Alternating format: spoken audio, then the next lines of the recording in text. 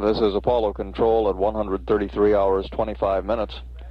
We're still about 32 minutes from reacquiring Apollo 10. The spacecraft will shortly be beginning its 30th revolution of the moon.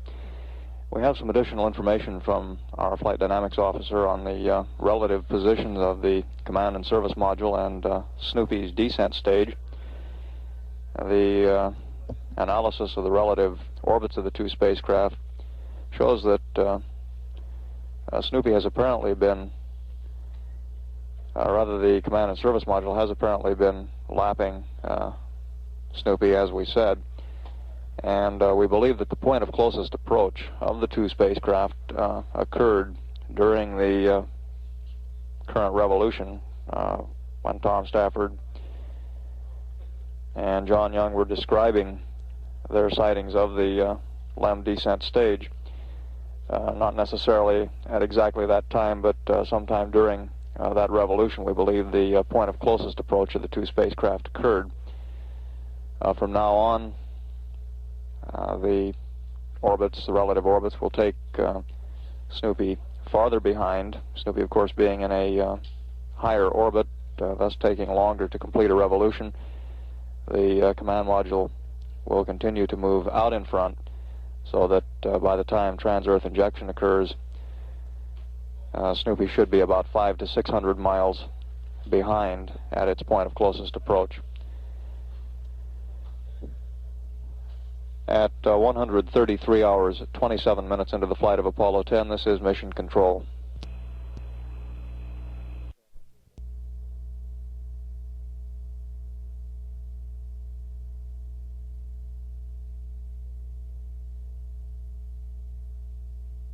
This is Apollo Control at 133 hours, 56 minutes. We're now about 50 seconds from reacquiring Apollo 10, now in its 30th revolution of the moon. Coming up on this revolution, the crew will be involved in some landmark tracking exercises, and also we'll be taking photographs of targets of opportunity.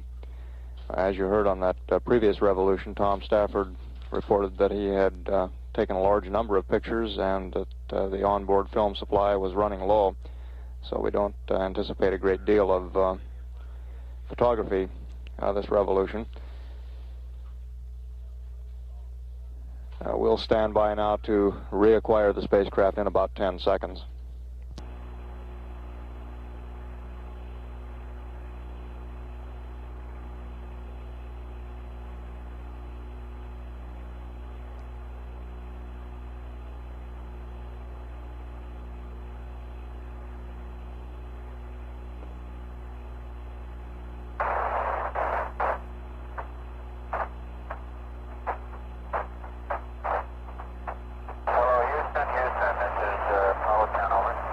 Apollo 10, this is Houston, reading you loud and clear. Go ahead. Hey, Joe, we got another little fuel cell problem we want to throw at you. It's fuel cell 2. Roger, go. The condenser exhaust temperature is cycling on fuel cell 2. We need the composite.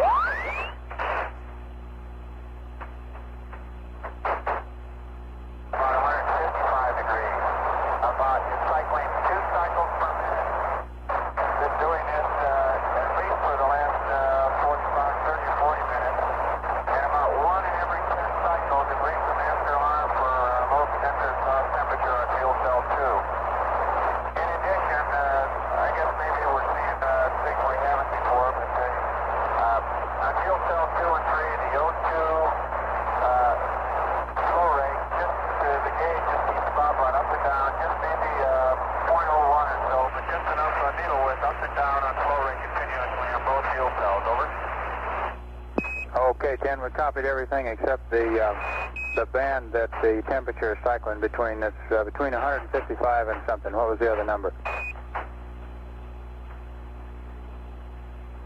Okay, it's between about 173 and about 155. It's cycling right in the green band at 2 cycles per minute. Rings of master alarm on the low side, about 1 every 10 cycles. Okay, thank you, Gino. Copied all that. Okay, 10, this is Houston. We'll monitor. Go ahead, Gene. Go ahead, Joe. No, you go ahead. Okay, we'll monitor that fuel cell down here as best we can and keep us advised if anything new happens. Also, did you get a chance to look for Snoopy on the backside at sunrise? No, we looked up there, but as soon as the sun comes up, it blanks everything. We had a plan because we saw it right up in Snoopy, but the phase everything was wrong, and so we didn't see it at all. Okay, we copied that, Tom.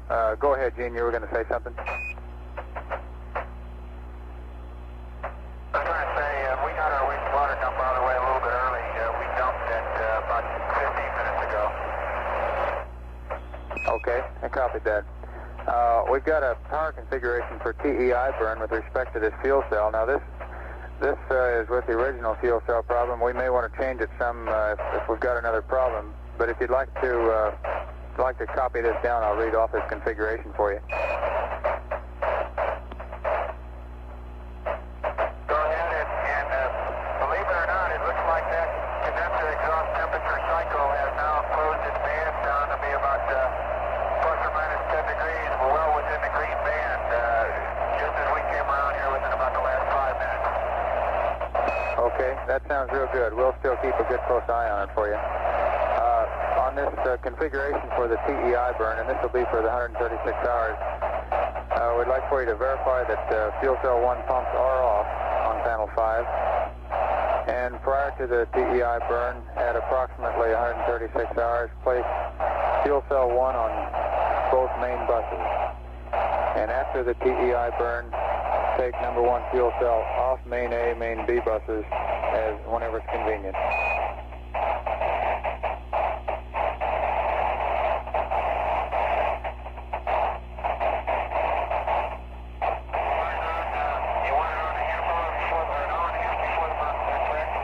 That's affirmative, Jane. Okay, do you want fuel cell 1 pump off now?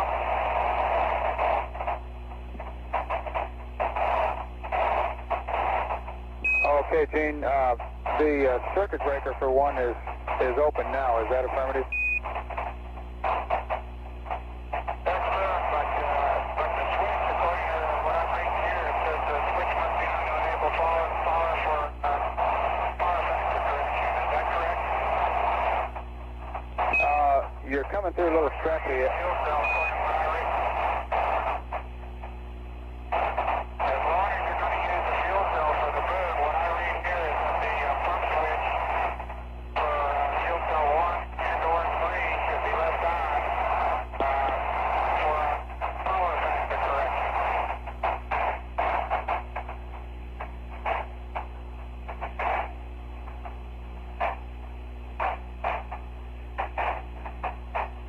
Okay, Gene.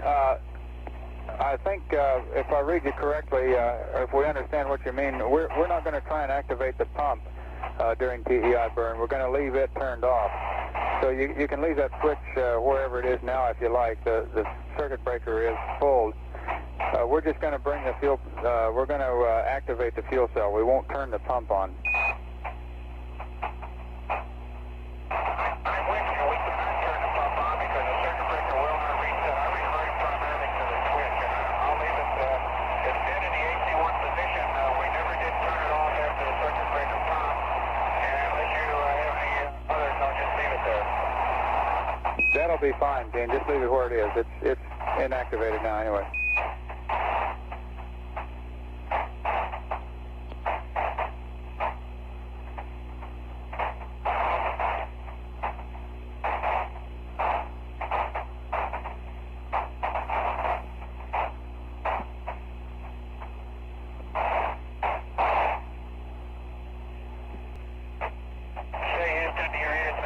We're getting a semi-strong signal. Roger, we're reading at 10. Okay, I'll stay here then. Okay. Okay, it looks like that oscillation on the condenser exhaust temperature fuel cell 2 has damped out, believe it or not, but I timed it. It was going 2 cycles per second throughout the region, and as I say, trigger after alarm on fuel cell 2, but it's stable now. Okay. That was 2 cycles. That was 2 cycles per minute, Joe. Okay, we were monitoring some of that oscillation down here, but we didn't see quite the width of oscillation that you were seeing, Gene. Okay, I just took it right off the gauge here, and that's why I wanted to let you take a look at it now. Okay. And Ken, this is Houston. You can terminate your battery B charge now if you want to.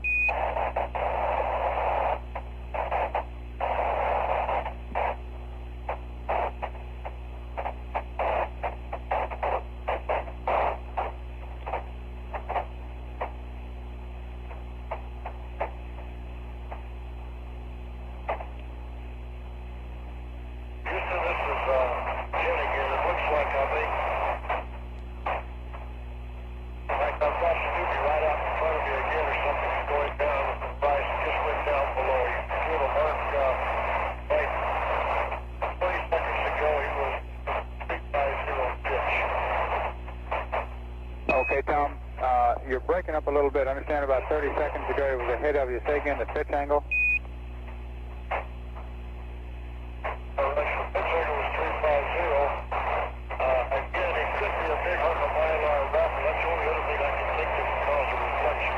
We had a big hunk of our insulation blow off. It was for a while. And now it's just good, particularly down in the bar area.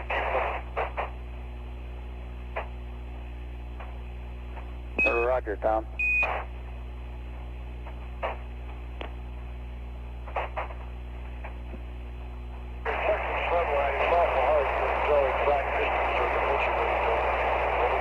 Roger, I understand, Tom.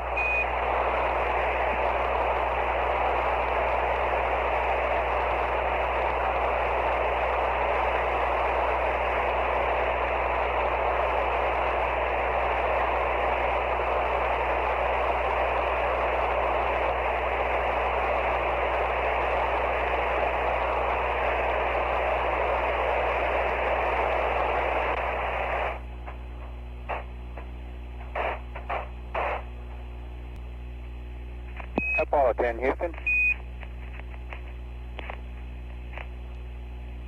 Okay, we're right near B1 for the spark. Go ahead, keep it short, over. I've got a maneuver pad. Give me a call when you're ready to copy, Tom. I'm sorry.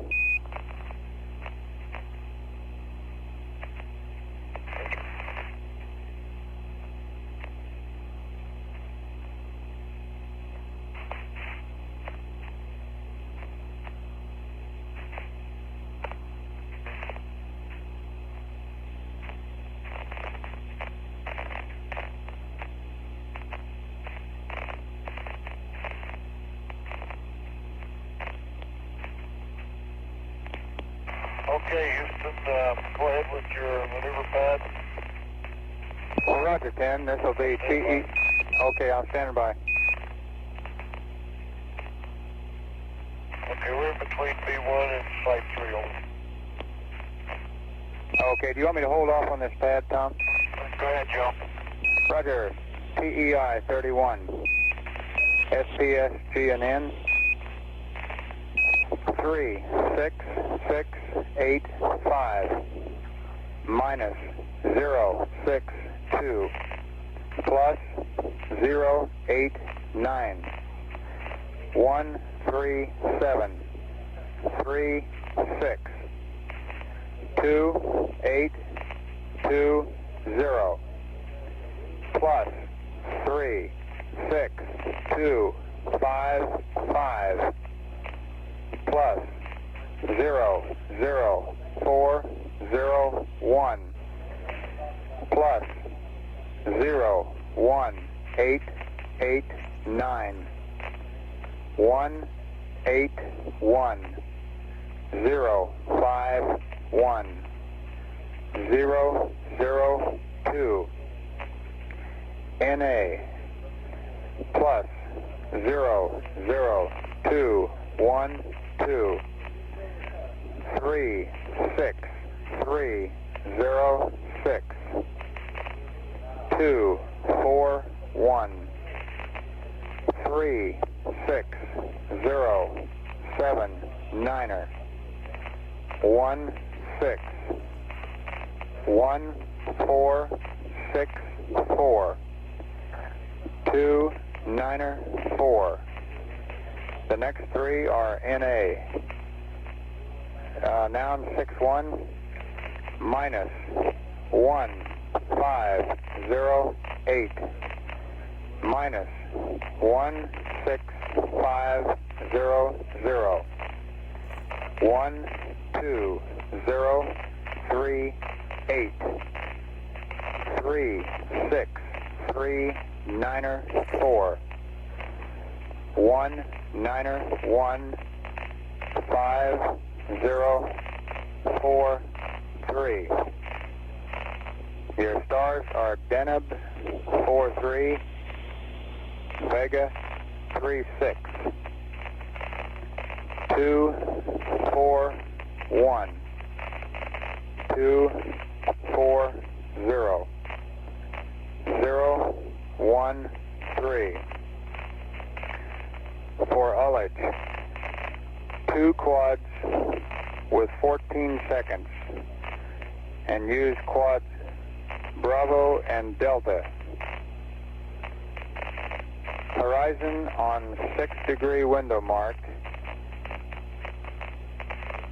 at ignition minus 1 minute.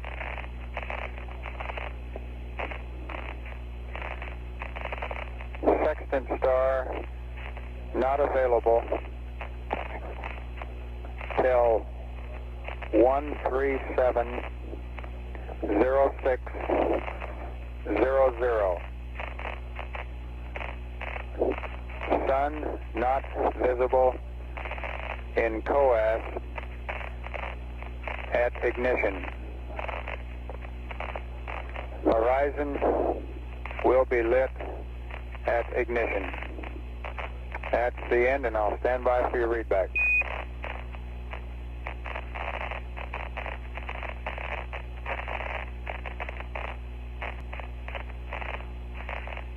Okay, Joe, give me now 47 again, and I'll read it back. You want now 47? Yeah, the first number, the weight. Roger that. 36685.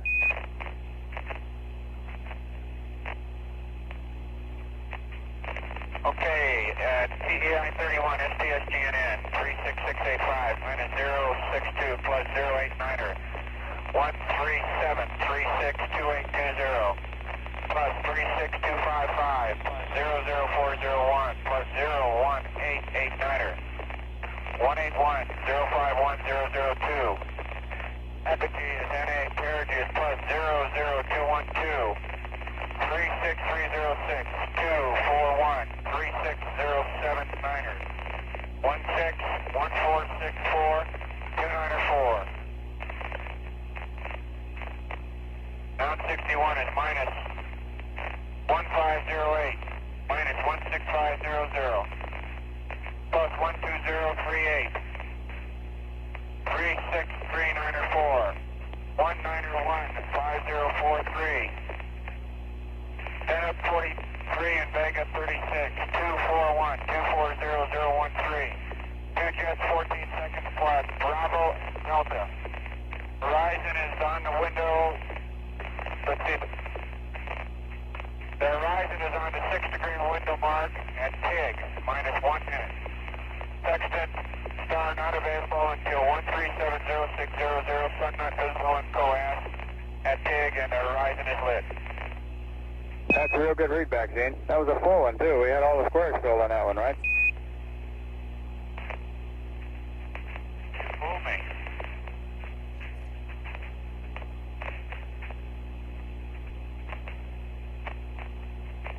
Okay, Apollo 10, this is Houston. Let's see, Gene, I've got a short map update and a photo update. However, did I copy before that you say you are out of film or you're about out of film? Stand by, Joe. We're in the middle of a landmark tractor. We'll call you, over. Sorry, standing by.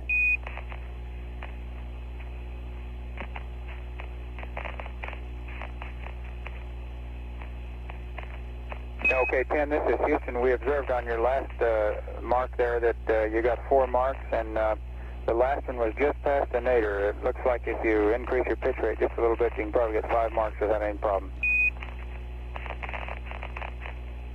Roger.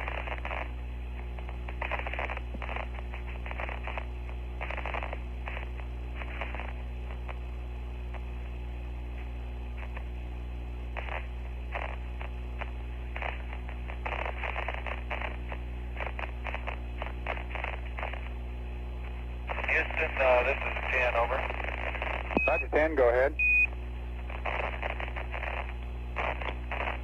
Roger, that first mark, that group was not on what I think is site 150. To this low sun angle, you got so darn many craters out there, the groupings don't stand out like they do with a high sun angle, and I'm not even sure that I marked on 150, although it was one of the 3 craters in there with pretty high contrast. Okay, we copy that, John. Thank you. The first mark definitely was not on the site of what I thought was 150. The last 4 were. Okay, we copy that. Thank you. Joe, I've got, just like you got in front of me again, I'm sure that keep the same orbital mechanics. There must be a big hunk of mylar out there reflecting sunlight. It's going to its own terminator now, and it's all about the same. It's pitched down in a local vertical of about, I'd estimate, I'm coming up to it now, 330 degrees. It's holding out there at 330. Okay, sure, understand. And you think that's a hunk of mylar, you say, Tom? You have the data, Joe? Yeah, to me that low down below us and still keep about the relative position it's got to be, Joe, over. Okay, you can't get the monocular on that, can you? Joe, I'm looking at it now, and to be in sunlight where it is, it has to be awfully close to it, and I got the binocular on it. I think it's a piece of mylar, too. Okay, mighty fine, thank you. It'll probably go into darkness about, I'll give you a hack. It ought to go into darkness about the same time we do, if we can tell here, and I'm pretty sure it's not too far away. Okay, we understand. And understand you're ready for this map update, Ted? Now, let me watch this thing first, then I'll get it. Okay, give me a call when you're ready.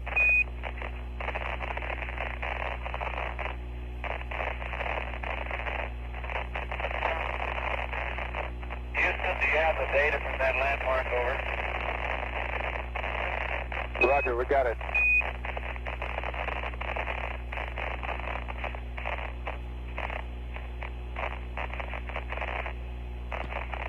And at 10, this is Houston. Jack says it looked like your last 4 marks were spaced very nicely over the target.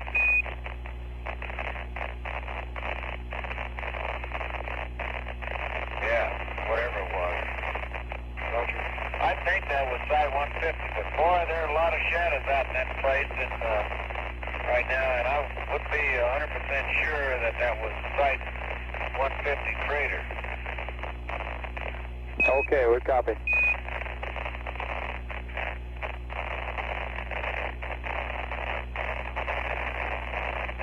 It was darn close to what? Okay.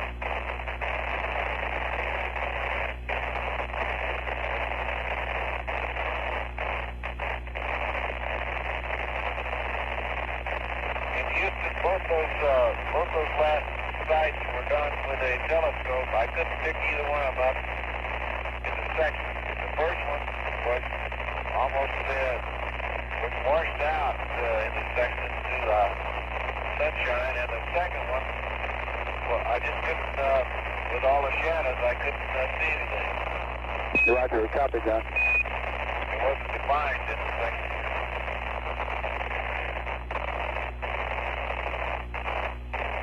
Joe, I'm ready for your update. Okay, this is for Rev 31. LOS is 1350924. 1352009er.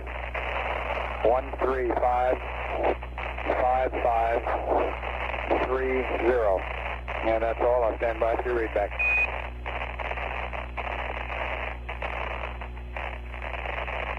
Okay, they're all 135. Oh, 092420095530. Roger, that's correct. And on this photo update, again, Gino, did you say you guys are out of film up there? There's no sense sending it up if you're all out. No, we can load this last for you, but save it for this. Give us the update. Okay, coming up. Descent strip and site 3. 13559er 24. 1360101. 1361852.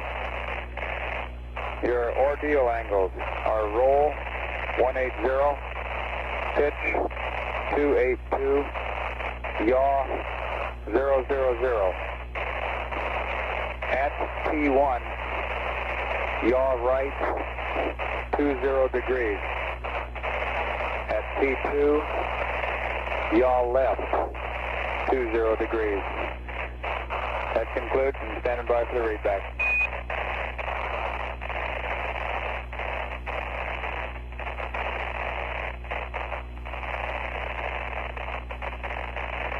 Okay, 1355924, 13601011852. Orbital, roll 180, pitch 282, yaw 000. At T1, yaw right 20 degrees, and at T2, yaw left 20 degrees. Okay, readback's correct, Gino.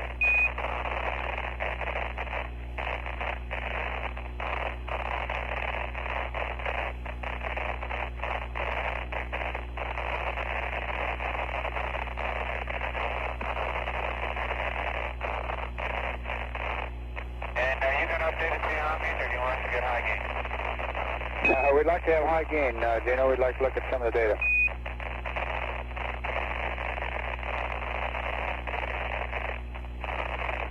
Stand by.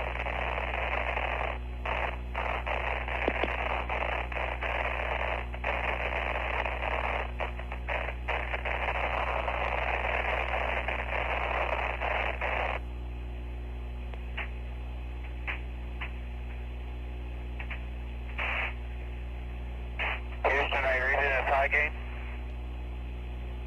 Okay, we got it. Thank you, Gino. And if you'll give us true and accept now.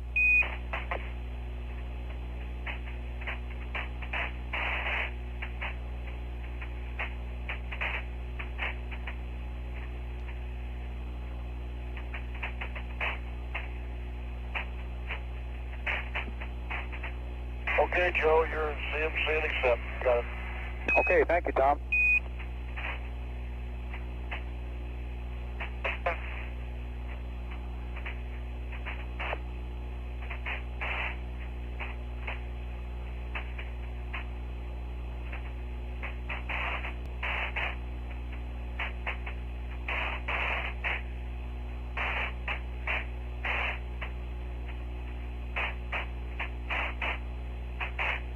Houston, how's your high gain lock now?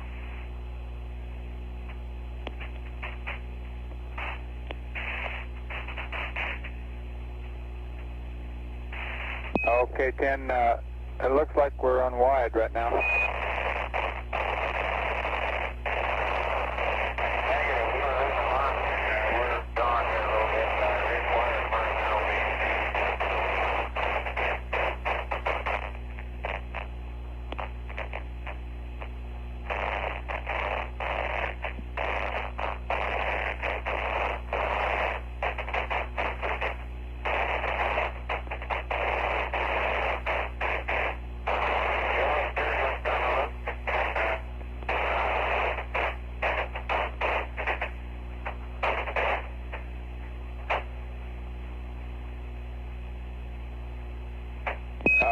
10, this is Houston. We're not able to read your transmissions here. You're coming through a little broken up. And it looks like, from the data here, it looks like you're coming in on the scan limit.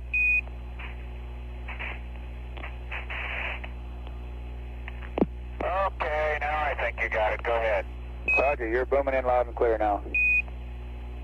And we got good data now, Jim. Okay.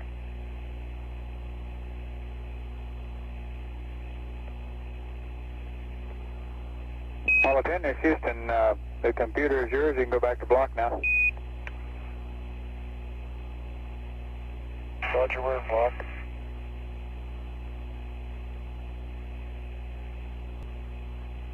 Hello, Houston, Apollo 10. Roger, go ahead, 10.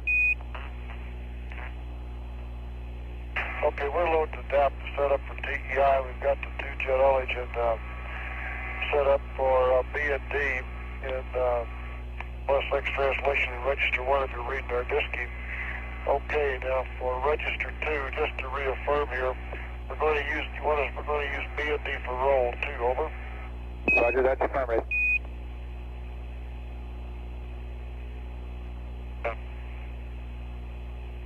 Okay, with the bid, we want to activate quad D though. In fact, is there any quad we want to have failed there and register 2 other than use BD in the first digit, over?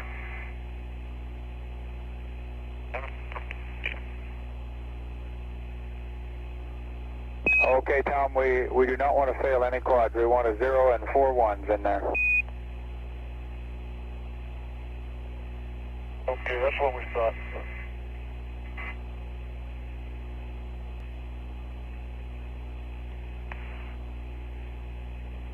Hello, Houston, this is 10. Roger, go ahead, 10. Okay, it looks like our condenser exhaust temperature, once we come into nighttime, is now starting to cycle again. It starts slowly. You can watch it from where you are, I guess. Okay, we'll monitor it down here, Jane. Thanks for alerting us. And also, Tom, just to remind you, we want you to enable all the auto RCS for your burn. Roger, you want all auto RCS, that includes AC for roll 2, over? That's affirmative. Say again? That's affirmative. Okay.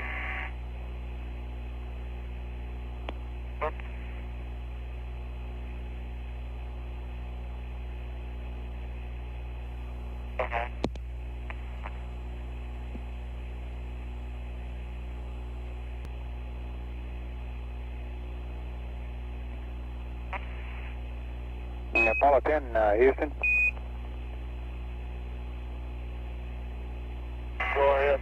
Okay, on your fuel cell there, we're monitoring this power output on 2 and 3, and the load sharing appears to be normal, although we are monitoring this change in temperature on the condenser exhaust. We're showing about, it's grown to about an 8 or 9 degree spread now.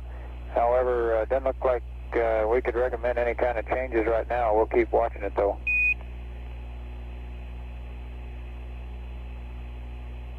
Okay, Joe, thank you.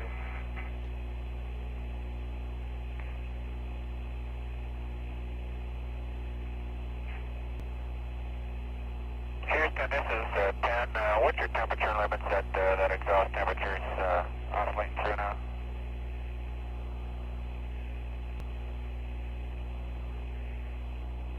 Hello, Houston, 10. Roger, 10. I was just getting those numbers. Do you know the lower limit is 149.5 and the upper limit is 177. You mean it's going from 149.5 to 177? I'm sorry, I misunderstood you. What we're reading is from about a 154.2 or so up to 167.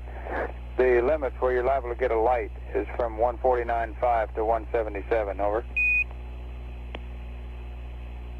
Okay, thank you, Joe. You're reading about the same thing I am, I guess. I expect a light here about a minute and a half after we lose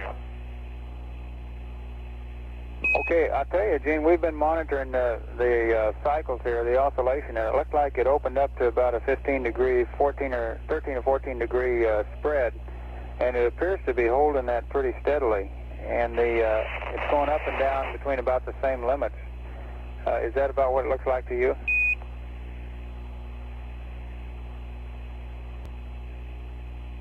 Apollo 10, Houston.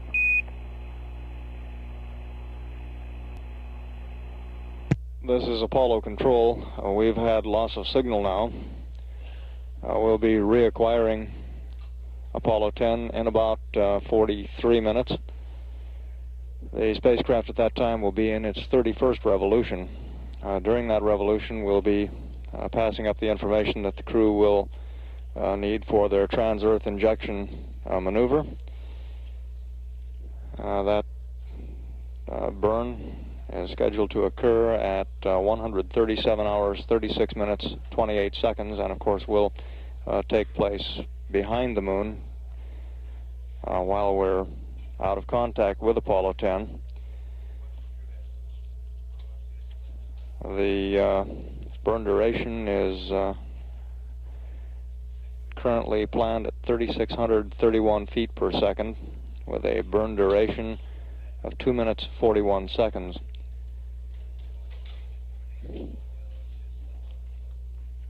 And during that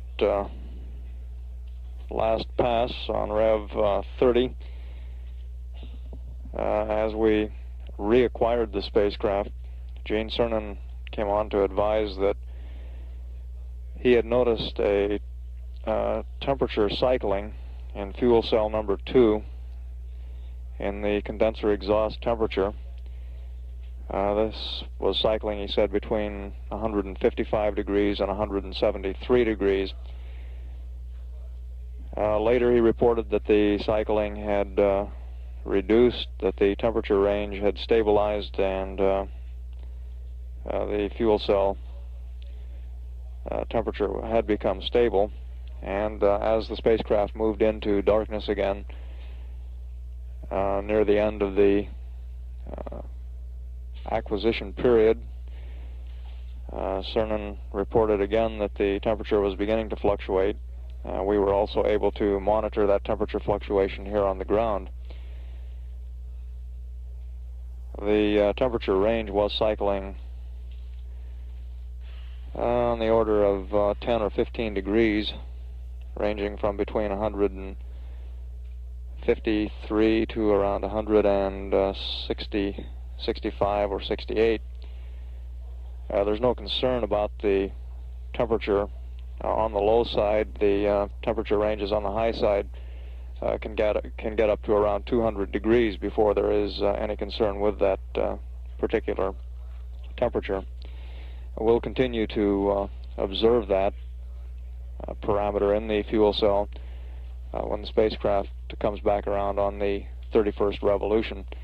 At this time, it does not appear to be a problem. The ECOM, the electrical and communications engineer, reports that the fuel cell appears to be functioning normally in all other aspects and is sharing the load as it should, and that its power output is absolutely nominal.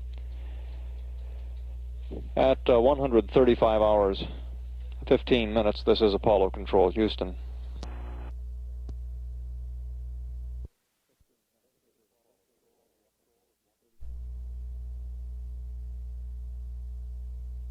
This is Apollo Control at 135 hours, 55 minutes.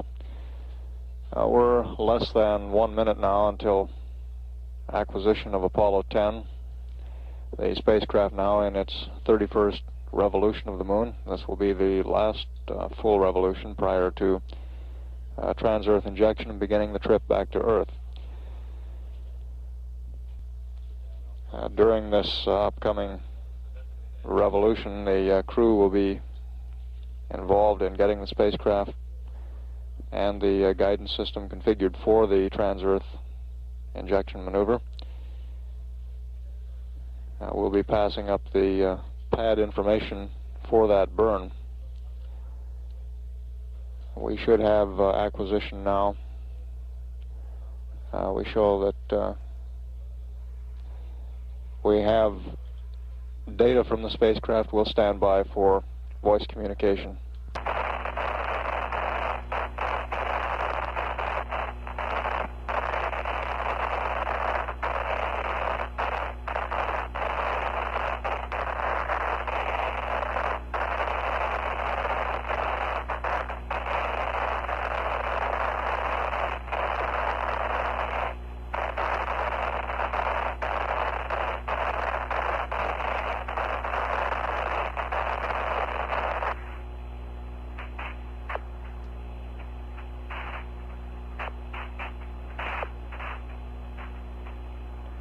Flight, we have the...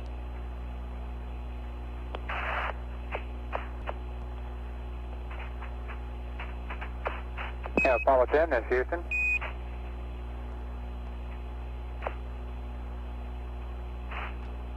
Go ahead, over. Raj, 10. I've got a bunch of updates for you.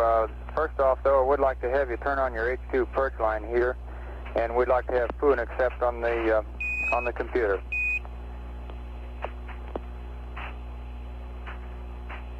You've got it.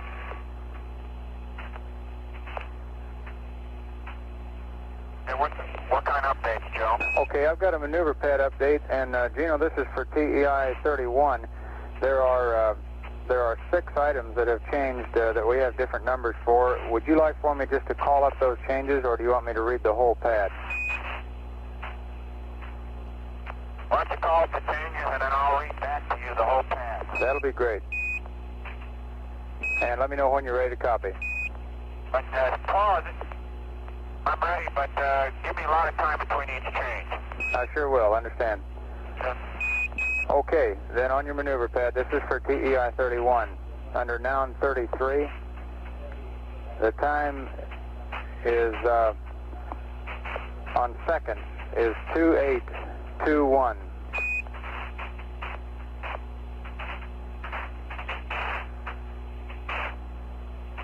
Okay, for noun 81. Go ahead.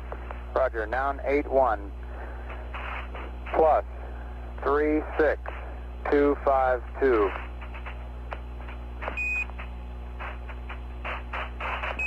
plus 0. No. Okay, the delta VY is plus 00400.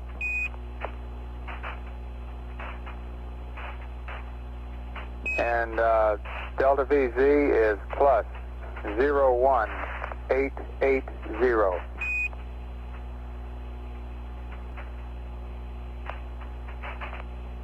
Okay, your delta VT is 36303. And delta VC is 36077. And that concludes all the changes. I'll stand by for your readback, Gene.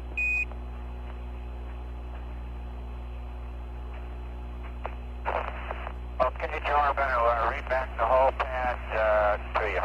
Roger. PEI 31, FPS, GNN. 36685 minus 062 plus 089er 137 362821. Down 81 is plus 36252 plus 00400 plus 1880. Correction, that's plus 01880. Roll is 181. Pitch is 051. Yaw is 002. Apogee is NA. Purge is plus 00212. 36303. 241. 36077. 161464. 294. Down 61 is minus 1508 minus 16500. 36394. 191 5043. Denham 43 and Vega 36 are the set stars. Roll is 241. Pitch is 240. Yaw is 013. We're using 2 jets for 14 seconds using quads Bravo and Delta. The horizon is on the 6-degree window mark and TIG minus 1 minute. The sextant star is not available until 137-0600. The sun is not visible in the COAS and TIG. The horizon is lit. Over. Good read back, Jane. That's all correct. Okay, Apollo 10, Houston, we'd like for you to put fuel cell 1 back on main A and B, please. Okay, fuel cell 1's coming on main A and then main B. Okay, and I've got a TEI 32 maneuver pad for you, Jane, preliminary. Stand by. Houston, it should be on the line right now. It's carrying, not quite sure of the load. When I put it on, I got the fuel cell bus disconnect, reconnected, and it stayed connected, and the same thing on bus B. It looks like it's warming up slowly. Okay, 10, we copy all that, and it looks okay down here. Okay. And you want to give me a TEI, what, 32? A-firm, 32.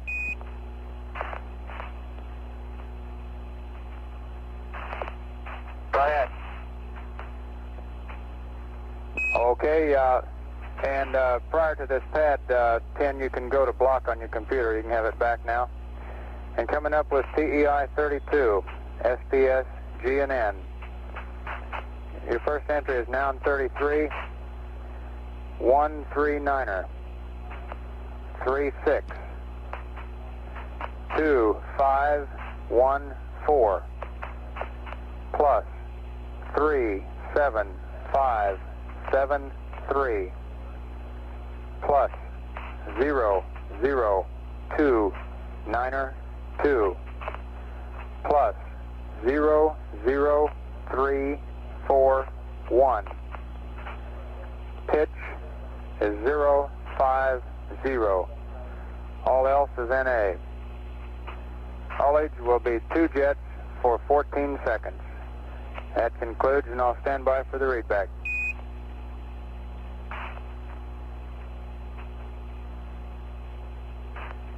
Okay, TEI 32 SPS GNN, 139er, 362514, plus 37573, plus 0029er 2, plus 00341.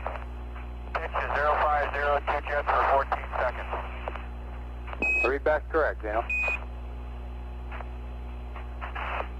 Okay, I've got one more. Okay, That's just... Houston, well, we're taking this trip photography. We're going...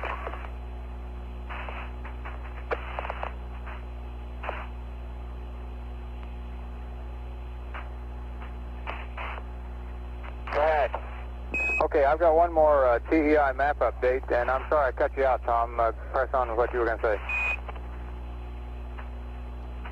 Let's wait on a map update a minute. You didn't finish the maneuver load, did you? And don't worry about the map update. Okay, roger that.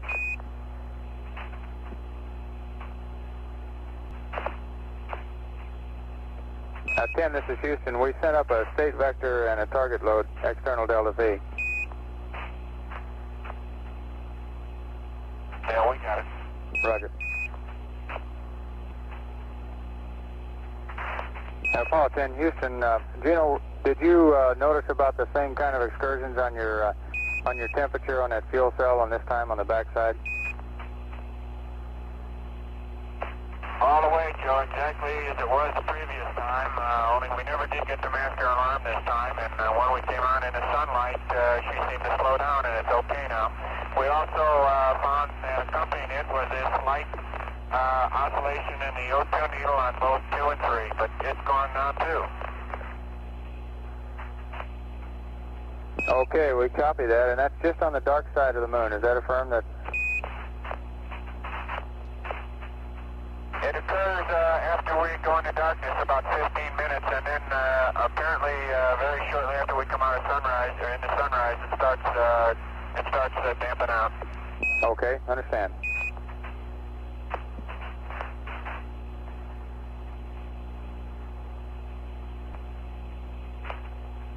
Ken, this is Houston. What are you showing for yaw now?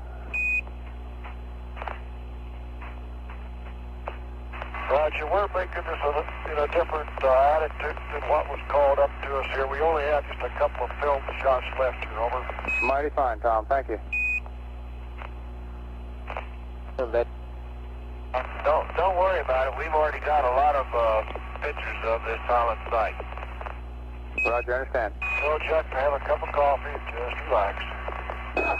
Okay, Tom. We got more pictures of this arena she can shake a stick at. Okay. In fact, I'll be surprised if there's anything left to take a picture of up there much. Jack says that that's a Highland dike, John.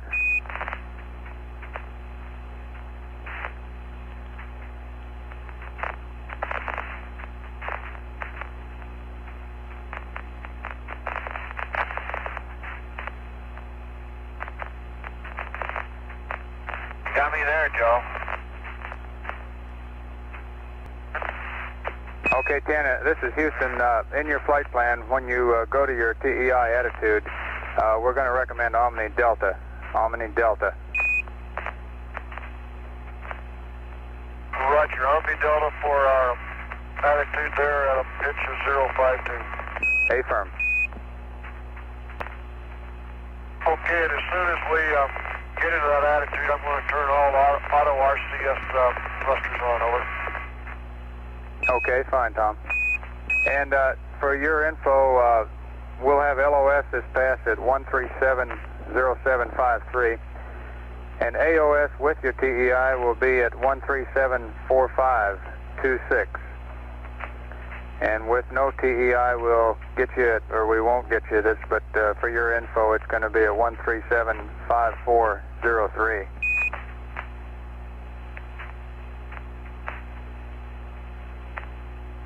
Okay, and what is LOS again? 1370753. I like your attaboy attitude, Joe. We'll see you at 4526, huh?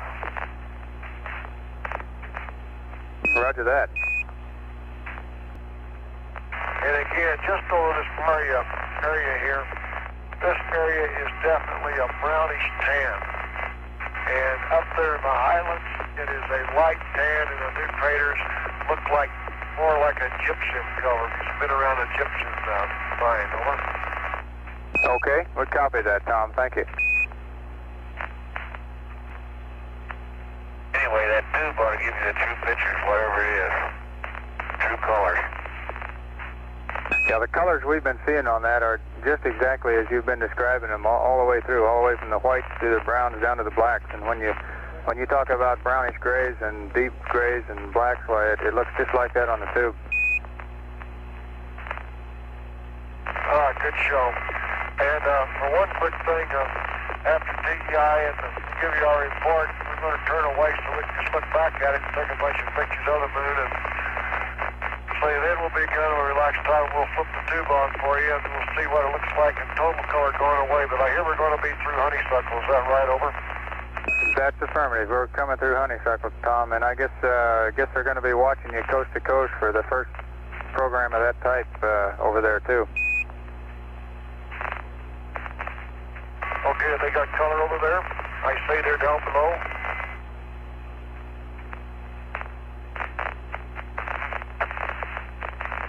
I guess they're black and white over there, Tom. Okay, on the way there, I was getting at the station can receive it and everything from the color camera. Roger that. Okay, good show.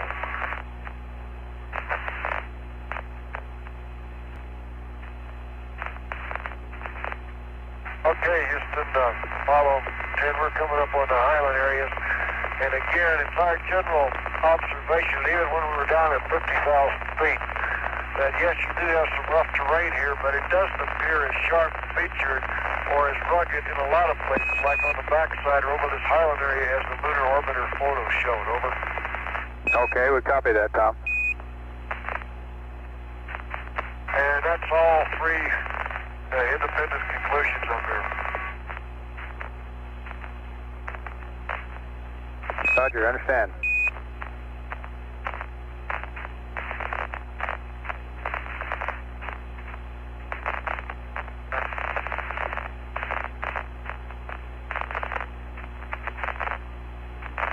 A real rough area is over past Sabine and Ritter, where you have strictly a volcanic area. You have these little cones all tossed up.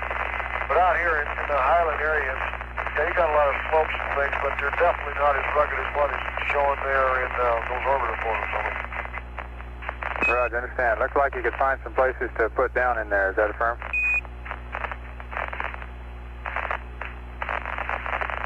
Roger. Well, I don't want to draw the conclusion. We'll have to get back on the ground on that one. But out from our area, you got from what we saw yesterday down low, like we pointed out, that's qualitatively 25 to 35% were pretty good shape. Over. Roger, understand.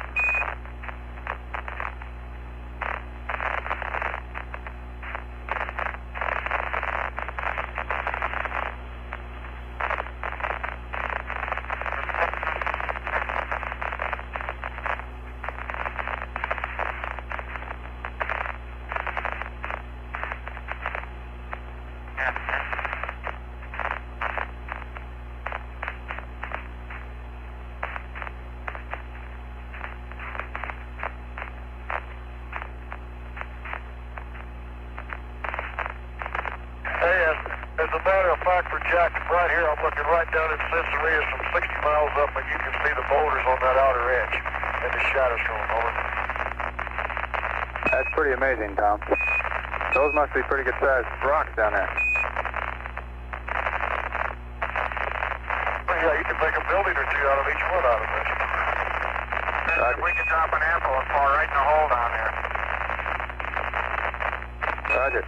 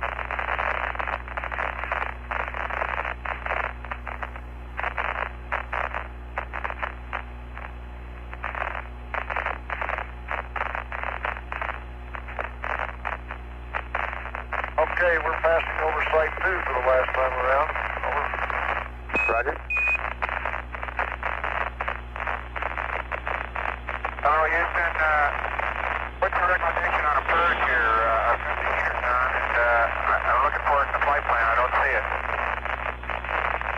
Okay, did you say purge, Gino? Did you tell me to put the H2 purge line heater on? Roger, we wanted the purge line heater on. We anticipate purging number 2 here shortly. We don't want to do it just yet, though. Okay, I'll be standing by for some word from you. Roger, we do want the heater on, though, Jane.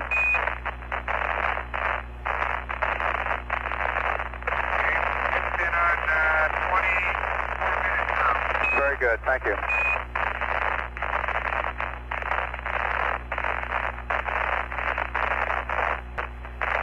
No, you sure don't have any trouble telling a hole from the hills around here. Roger. Like you're doing some of those pictures.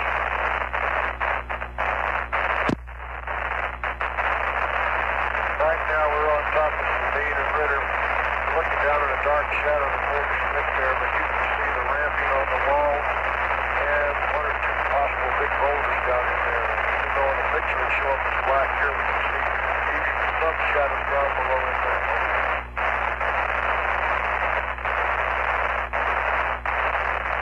Roger. Okay, we checked the 230 in here. You saw it still through. We've got the spacecraft configured for TEI, except for the auto RCS select switches, and everything is strapped down. So we're basically have gone through it down on a dress rehearsal before I went to the attitude one time or the other time around. So as soon as we finish this trip to the landing site here, we're going right to the 05 strategy. We don't have any further need for a high gain on it. Roger, I understand, Tom.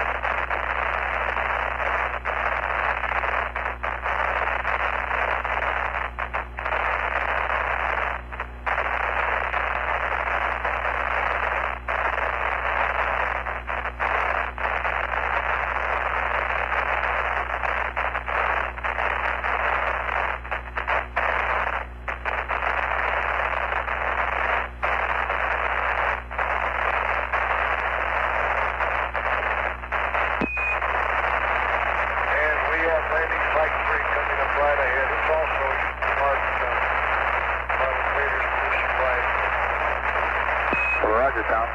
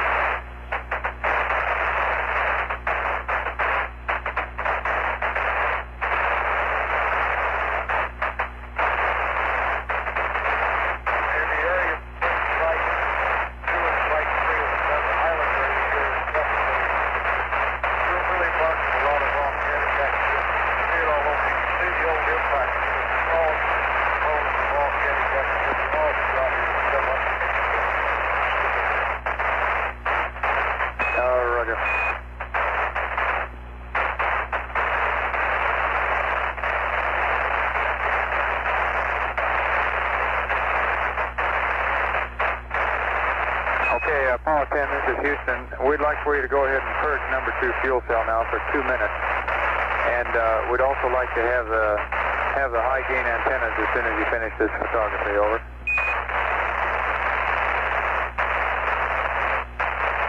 Okay, got bird 64 coming at you. And we'll start taking one fuel cell 2 purge road 2 at the time. Roger, fuel cell 2 purge for 2 minutes. That's the hydrogen purge. That's a hydrogen purge for 2 minutes, right? That's affirmative, James.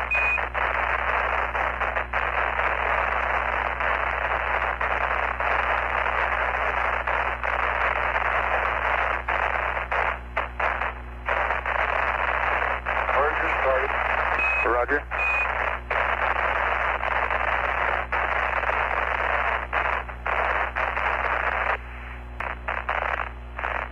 Hello, Houston, are you reading now?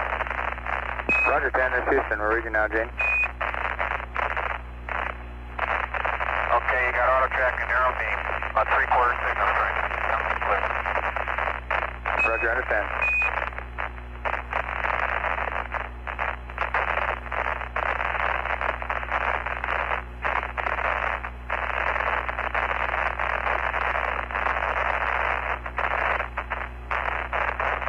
Okay, Houston, I'm going to go ahead and maneuver to TEI attitude. This time is pitch, over. Roger, understand, Tom.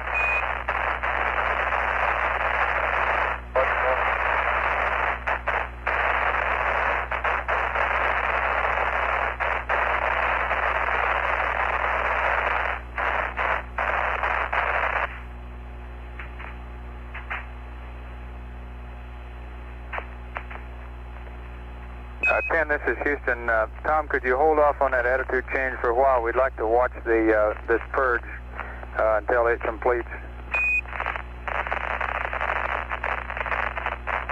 Okay, I want to have John get that V-52 IMU. And that's 2 minutes on a purge. How's that look to you? Okay, we're not getting the data down, the high bit rate on data down, Gino. Okay, if you've completed the purge. Okay, let me know what you want to do.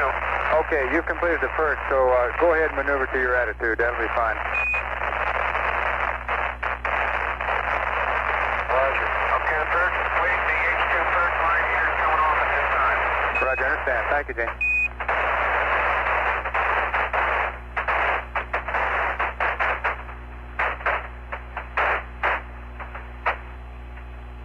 Houston, how are you reading?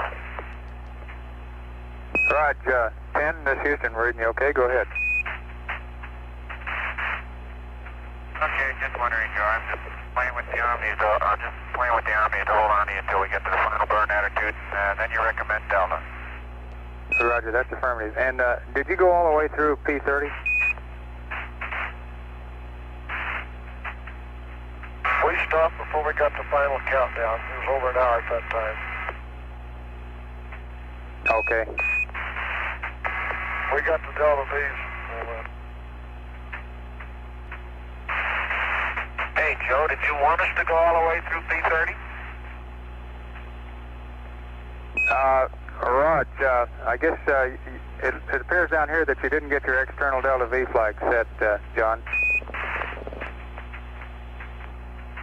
Yeah, we didn't go through it. We're going through it as soon as we finish this P-52. Oh, okay. Mighty fine then. I'm sorry. Yeah, we plan to go through it again. We just wanted to check.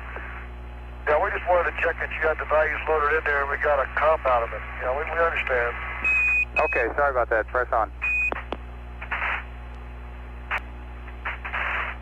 Apollo 10, Houston. Go ahead. Roger. Gino, are you on high gain antennas now? That's a negative. I'm on Omni Bravo. Okay. Thank you very much.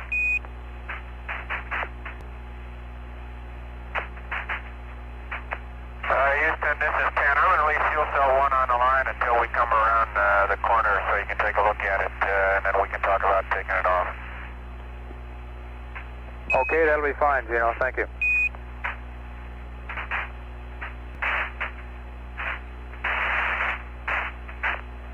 We're now about 30 minutes from loss of signal.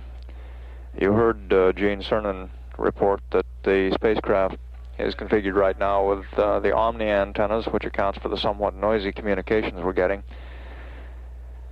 Apollo 10 is currently at an altitude of 64.6 nautical miles, approaching apogee, which we now show at 68.8 nautical miles. The spacecraft orbit perigee is 52.8. And the orbital weight of the command and service module is 36,685 pounds. At the present time, the Apollo 10 crew is involved in a Program 52 platform alignment. The purpose of this is to get the stable platform aligned in preparation for the trans-Earth injection maneuver.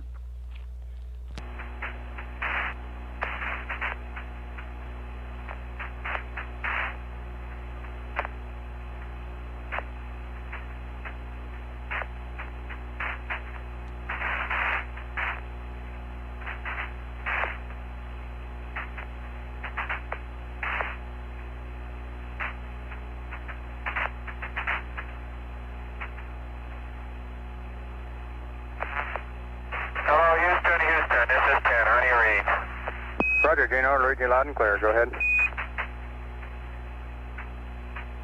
how's that disc been looking to you? Okay, we're watching it. It's looking good, 10.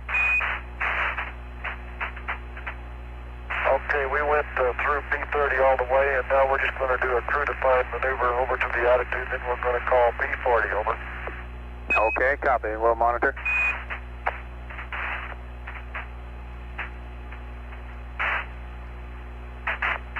And 10, this is Houston. I've got some attitudes for your post-TEI TV if you'd like to copy them down.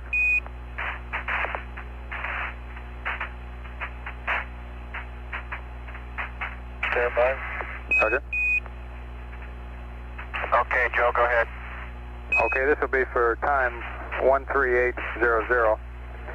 Use the hatch window, and your attitudes are roll 180, pitch 293, yaw 000, and we'd like a high gain antenna angle pitch -58 and yaw 005. Over. Okay, for a time of 13800. Out the hatch window, roll 180, pitch 293, yaw 000, pitch -58, and yaw 005. Read back's correct, Gene. And the Houston, we have all the auto RCS switches on. You confirm? Roger, concur. 10, thank you. Houston, this is 10. I'm going to cycle the cryo fans. Roger, concur.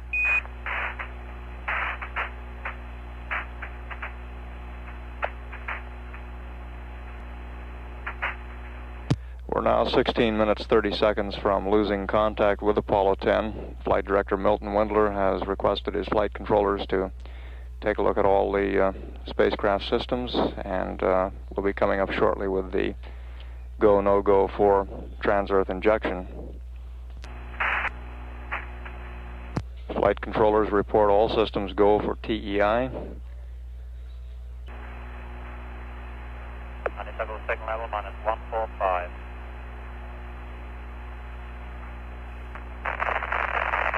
We're coming up now on 10 minutes to LOS.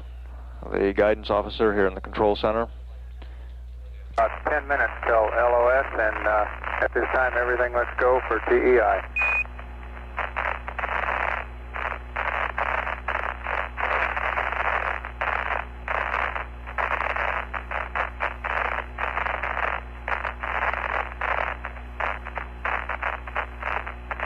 Roger, we're going to call up B40 before we have LOS. Roger, understand.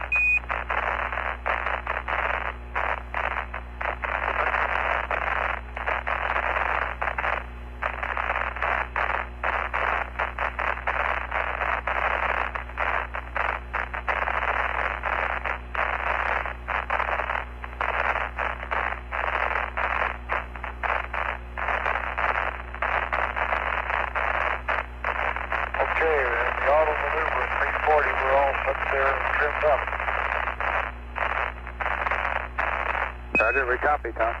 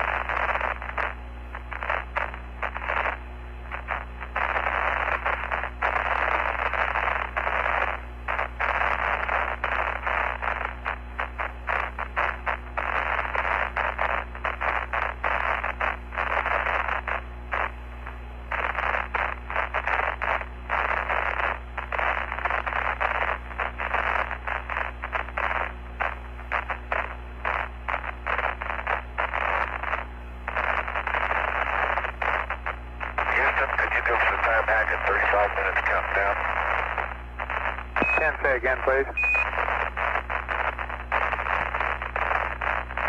Roger, we'd like a time hack around 35 minutes countdown.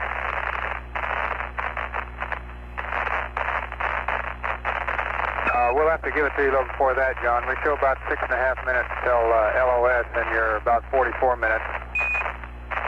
Oh, okay, I'm sorry. We'll get it for you.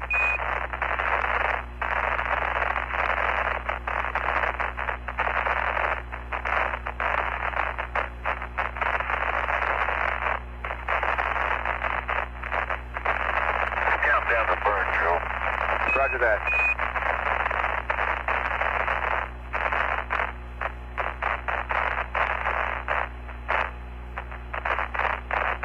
Okay, 10, this is Houston. I can give you a countdown to 34. Will that be okay?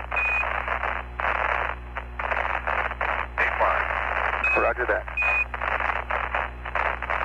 We're showing 34:12 now.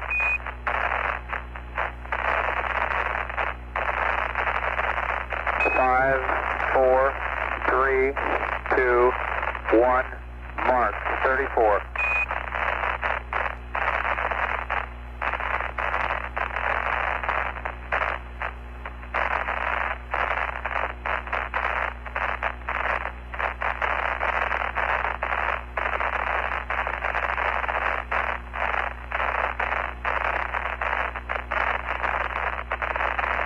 And 10, this is Houston. Did you get that? Would you like another countdown?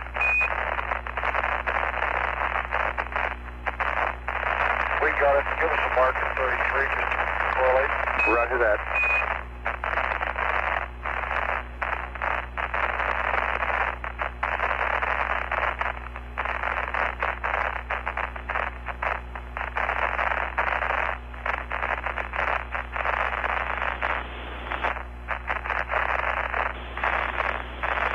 Okay, 33 coming up in 4, 3, 2, 1. Mark, 33. Roger, rear swing right on. Very good, Tom.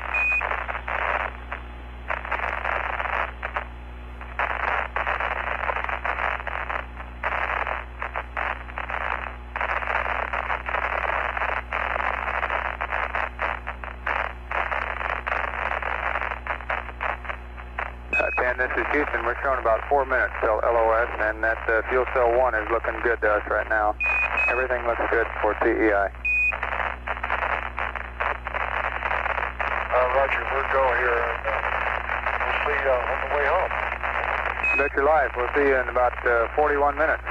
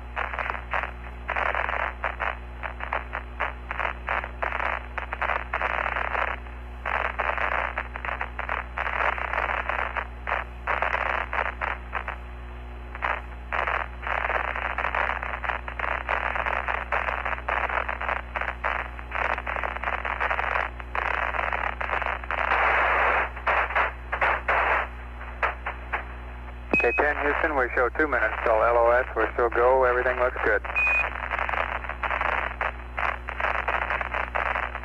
Roger, we're all set here, and we'll check the bore side star shortly. Roger.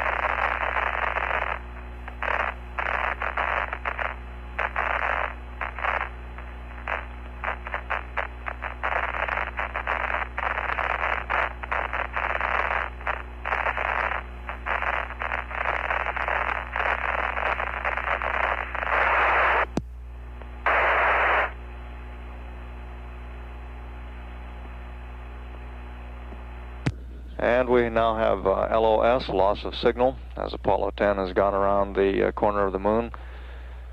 When next we hear from the crew, they should be on their way back to Earth